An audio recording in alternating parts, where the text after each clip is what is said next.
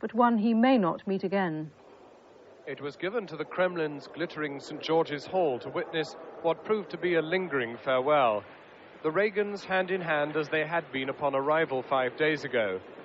Then it had seemed almost too informal amid the Soviet formality. But such has been the warming between them that it now fitted well the chemistry that Moscow's summit has rendered almost commonplace.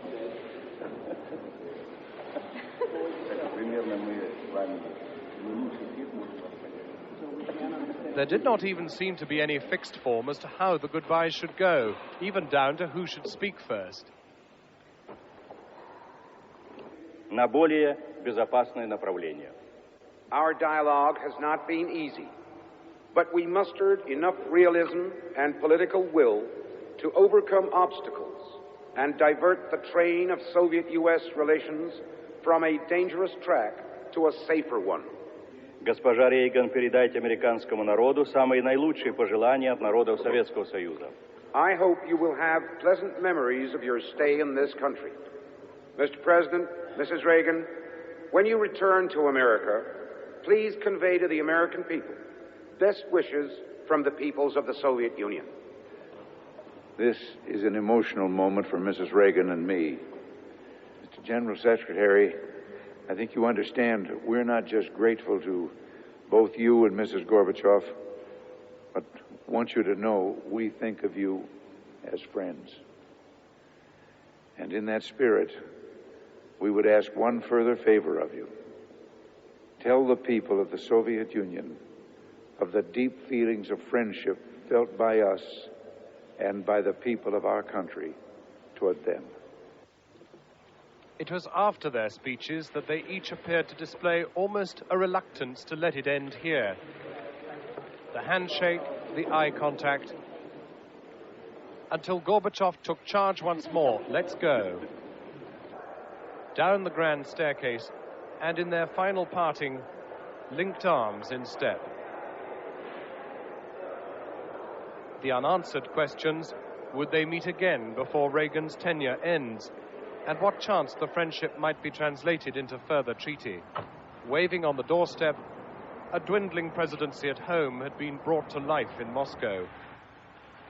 And if a place in history books had been Nancy's hope for him, as has been so often reported, certainly here, these moments will be remembered. That reluctance about leaving was expressed again in their motorcade to the airport, moving more slowly than at any time on his trip. Only in the Moscow suburbs, through lines of waving Muscovites, did the pace begin to quicken.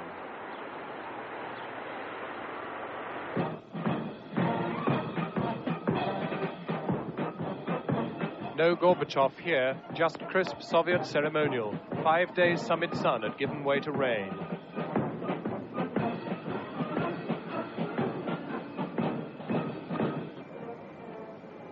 An American president salutes a Soviet general. The process of goodbye is almost at an end. One last photo, and there were warmer waves that said hello 5 days ago. Even the old cold warrior Gromyko had his hat in the air. Air Force One then lifted off, out across the Soviet Union, over the Iron Curtain, if it's still there, and on to London. Jon Snow, ITN, Moscow.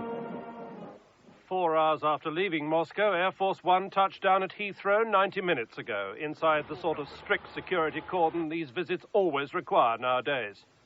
President Reagan and his wife were greeted at the start of their short visit here by the Foreign Secretary, Sir Geoffrey Howe. A more formal welcome is planned for later in the day. The British stopover is becoming quite a feature of American-Soviet summitry. Mrs. Thatcher met Mr. Gorbachev at Bryce Norton on his way to Washington in December. In her talks with Mr. Reagan this time, Mrs. Thatcher will congratulate the President on his handling of this latest summit, which she believes went very well and has helped in the continuing improvement in East-West relations. Mrs. Reagan at the airport, an almost conspiratorial conversation with the wife of the British ambassador in Washington. Then, 10 minutes after landing, the President was aboard Marine One, his own helicopter, specially flown in, the American press chasing for their own rather less glamorous machine, following the President across London to the American ambassador's residence. There they had the red carpet ready, but didn't reckon with the soggy ground underneath. The president seemed to need his wife's pulling power to make it over the lawn. Asked whether he'd really meant to say that it was only bureaucracy that was keeping the refuseniks in the Soviet Union, the president backtracked a little. He'd referred to bureaucracy as part of the problem, he said, not all of it. Mr. Reagan will now rest for an hour or two before his official program here gets underway. That starts at 5 this evening when Mr. and Mrs. Reagan have tea with the Queen at Buckingham Palace. An hour later, Mr. Reagan goes to Downing Street for his talks with the Prime Minister. Mrs. Reagan and Mr. Dennis Thatcher will join the two leaders for dinner after the talks.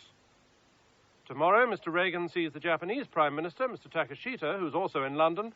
At noon, in a speech at the Guildhall, the President will set out in some detail what he believes was achieved in Moscow and how he sees the way forward, following which, just before 2, Mr. and Mrs. Reagan will leave for Washington.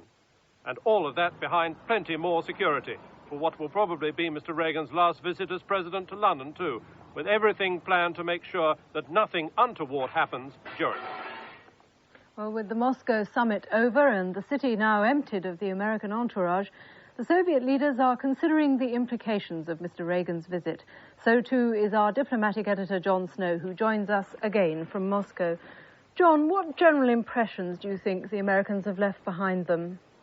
Well, there's been an opinion poll taken here by the same institute that Dr. Sakharov belongs to, and they found that 52% of Muscovites had changed their view of Mr. Reagan for the better, and indeed of the United States. They also found that people here felt much more engaged, much more aware of what the problems between the two countries were and how things could be resolved. So I think we have to say very positive. You were in Washington for Mr. Gorbachev's visit last December, and he obviously scored a tremendous public relations success and impressed everyone with his vigor. Has Mr. Reagan been able to score a similar success in Moscow, do you think?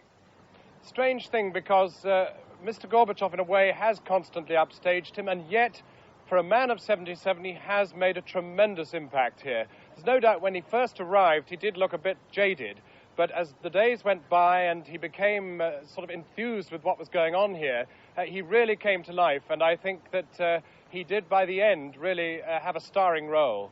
And what about from Mr. Gorbachev's view? Has the summit been a success for him? Has it strengthened his position domestically? It's a much harder question to answer. Certainly amongst people on the streets, I think we've got to remember that there has been absolutely blanket coverage of this thing, wall to wall, live on Soviet television, right across the nation. 250, 280 million people seeing it, and they have seen more of Mr. Gorbachev in the last 4 days than they'd seen since he came to power. So, yes, that must have had a very positive effect. What effect it had with the people he has to contend with in his Politburo, the people who may be opposed to him in certain quarters, well, that I think we'll have to wait and see. The crucial moments for him come at the end of this month when he has his party conference. Jon Snow, thank you. As you say, we'll have to wait and see. Jon Snow in Moscow.